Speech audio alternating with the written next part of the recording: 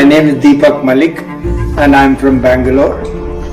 I met this idea of MRA, Moral Rearmament, which is now called Initiatives of Change, over 40 years ago when I came to Panchgani to attend a students' conference, having been sent by the Vice Chancellor to 7 troublemakers of the university.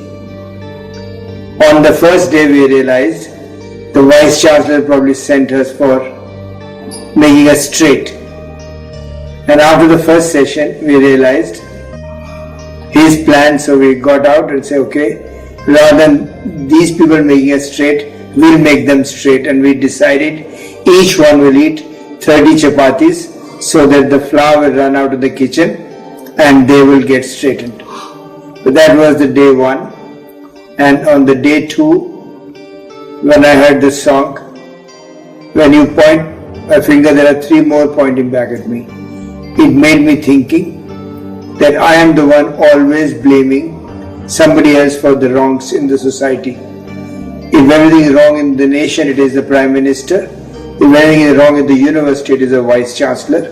If at home anything is wrong, it's my father. And I never think of the 3 pointing back at me. And that day I took a decision that I will sit quiet and listen to my inner voice and say what it speaks to me. The first thought which came to me was, you are the problem. You need not to be part of the problem, but be part of the solution. The purpose of your life should not be to be part of the problem, but part of the solution. That was the journey which began 45 years ago, and I have been on that journey for the last 40 years. Not for a moment I have regretted the steps I took at Asia Plateau in 1970. You can't change things by pointing to others. You've got to be the change you believe others should.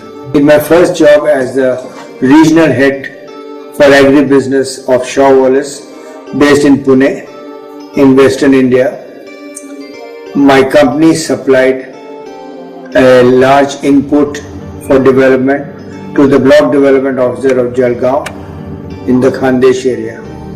Normally the governmental supplies, the money comes after 45 days of utilization.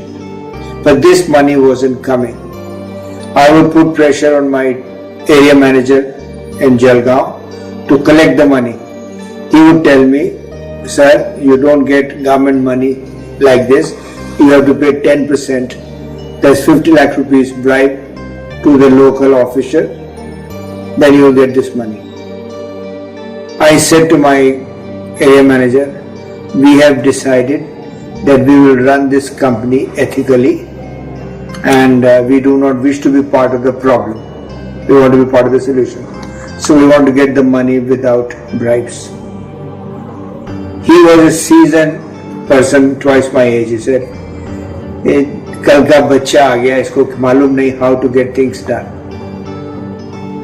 But my thought was very clear that I will not be part of the problem.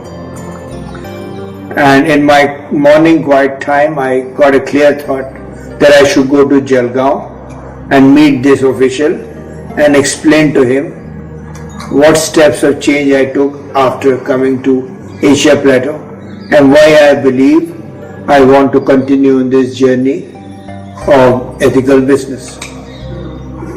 When I told this to the official in Jalgaon, he said to me, you don't need to do that. Hasn't Mr. So-and-so told you that you need to just give 10% developmental rebate to the local distributor and he will fix the rest.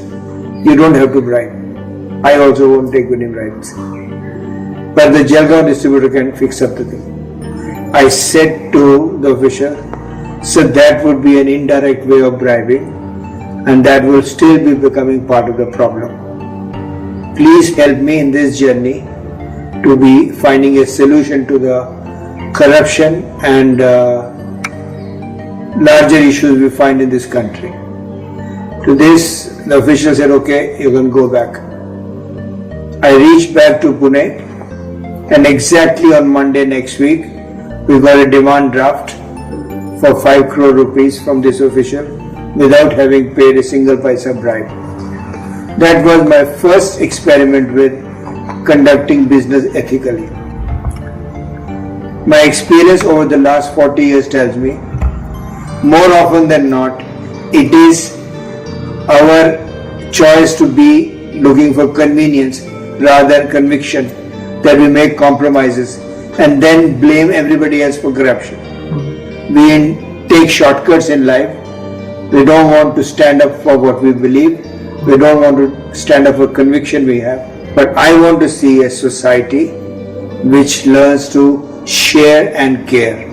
And I believe youth of today will need to look at how can we be builders of a society which is not based on selfishness and capitalism, but based on sharing and caring.